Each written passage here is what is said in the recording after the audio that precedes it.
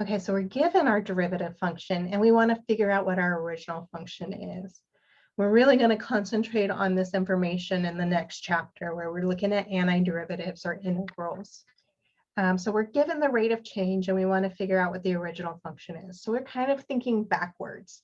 What would give us, when we took the derivative, just 2x?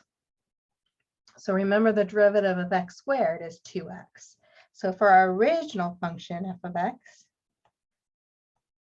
what gives me the derivative of 2x is x squared. Minus, remember the derivative of x is 1. So this would just be minus x. The thing is that we can add any constant in here, because if I add a constant and I took the derivative of that constant, that's 0. So I'm going to add in here some constant c.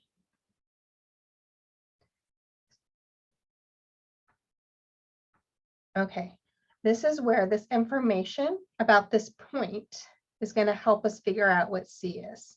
So this is saying when x is 0, y is 0, right?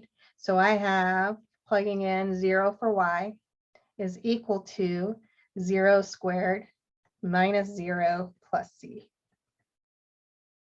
I can see right away that my c then equals 0.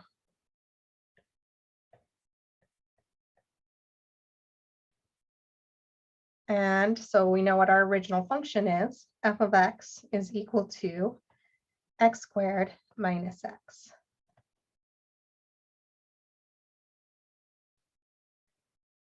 So let's just think about derivatives for a second and what derivatives represent. So remember, derivatives represent the rate of change of our function. So let's just talk about an easy function, x squared. So if we looked at x squared, right? So this parabola. And we shifted this parabola up or down, doesn't matter, adding some constant or subtracting some constant.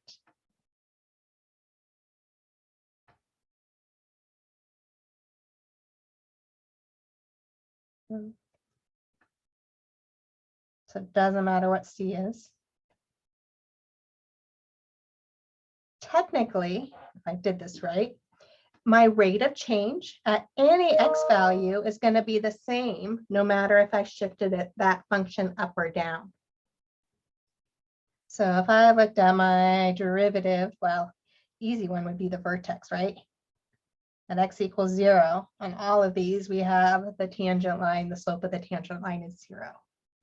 We looked at maybe at a point up here, that x value. It's going to be the same x value here. We should have the same slope.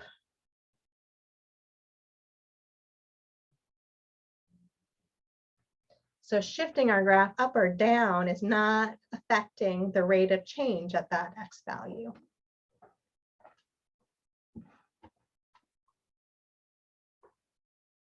Okay, let's say you were given f prime of x is equal to e to the 2x.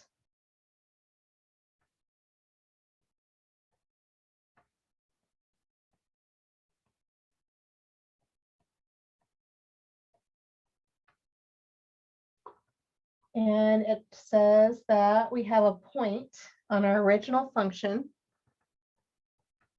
It labels it P0 3/2. And we want to find f of x.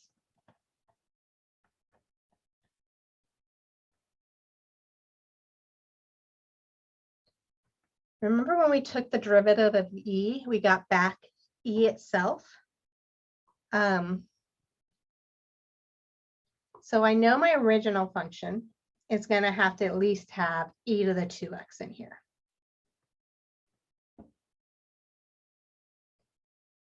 But if I had just left it e to the 2x, when we take the derivative of e, we also had to multiply this because of the chain rule. We had to multiply it by the derivative of the exponent.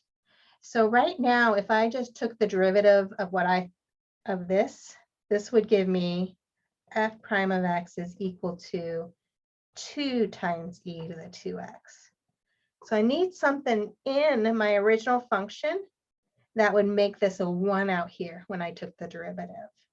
So I need to attach something in that original function that would cancel out with that 2 and make it a 1. And so I know that 2 times 1/2 is equal to 1. And so if I add in a 1/2 here into my original function, now when I take the derivative, I would get back the original. I need to put in one other stipulation though, that I'm adding some constant c.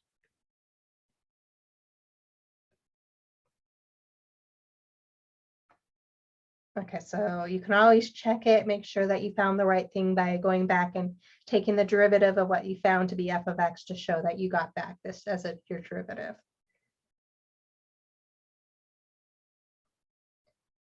We're going to use our information here that when x is 0, y is 3/2. And so we have 3/2 is equal to 1/2 e raised to the 2 times 0 power plus c. So 3/2. Recall any number other than 0 raised to the 0 power is 1. So we have 1/2 times 1, which is just 1/2 plus c. If we subtract 1/2 on both sides, 3/2 minus 1/2 is 2/2, and 2/2 is 1. So my c is equal to 1. So we just figured out what the original function of f of x would be, with a rate of change function being e to the 2x. It would be f of x is equal to 1/2 e to the 2x plus c, which is 1.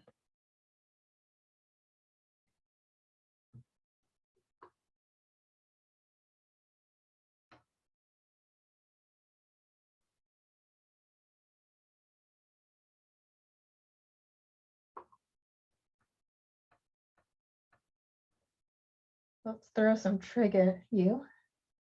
So what if it was r prime of t?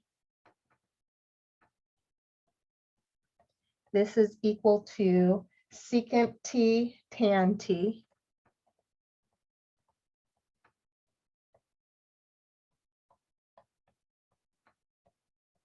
minus 1. And we have a point at 0, 0. We want to find our original function, r of t.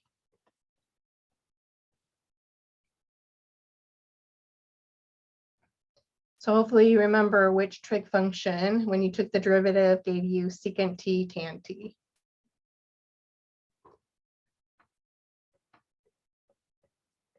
That one was secant of t. Derivative of secant t is secant t tan t minus, so what we can take the derivative of with respect to t and get back -1. So that would be minus t. And then plus our constant c, which we'll find out what it is in a minute.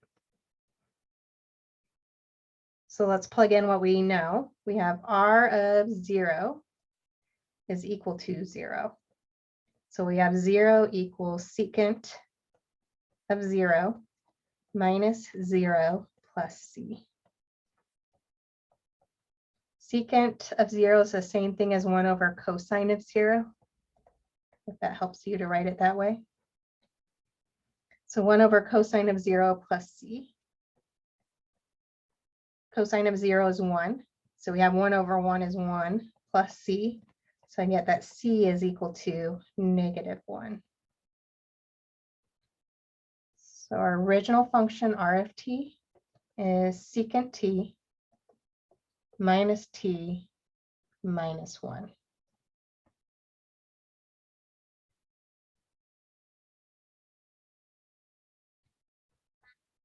So I'm just going to give you one more example. So here's an example where we're given position, or we might be given the acceleration function. So remember, the derivative of position was velocity. Derivative of velocity was acceleration. So we might be given one and going backwards. So let's say you were given that acceleration. Let's see.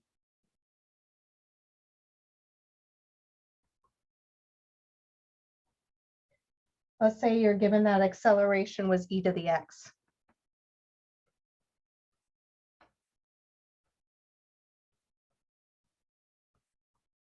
You are given that v sub 0 is 20. And s sub 0 is 5.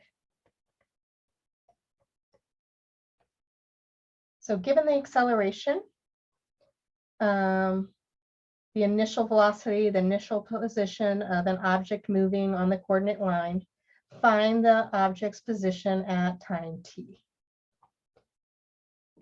Okay, where x is t. X represents time. So we know that basically the acceleration function, this is our v prime.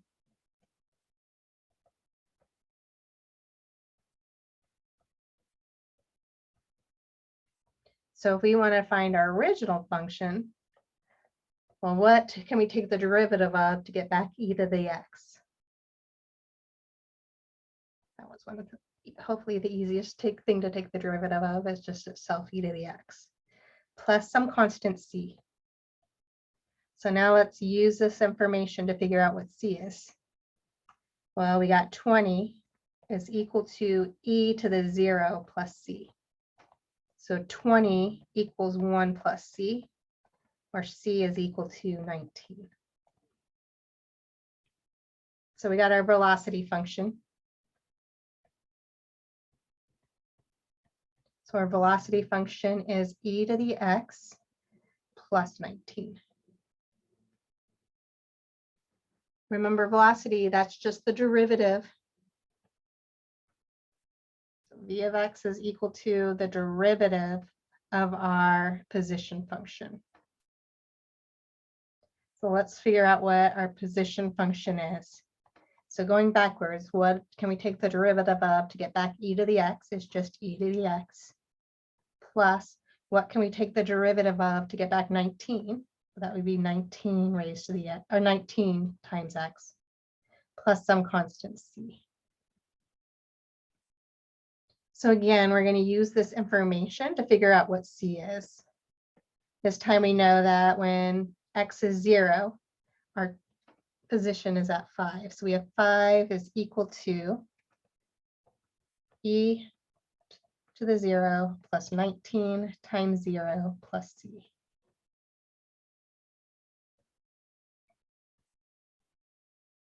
So we have 5 is equal to 1 plus c.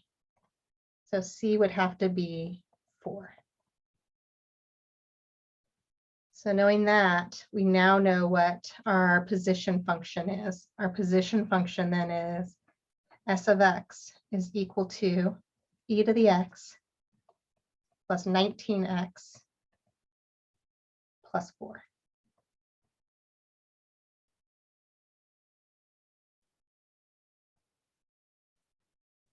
If we took the derivative twice of our position function, we better get back just e to the x, and you can test it.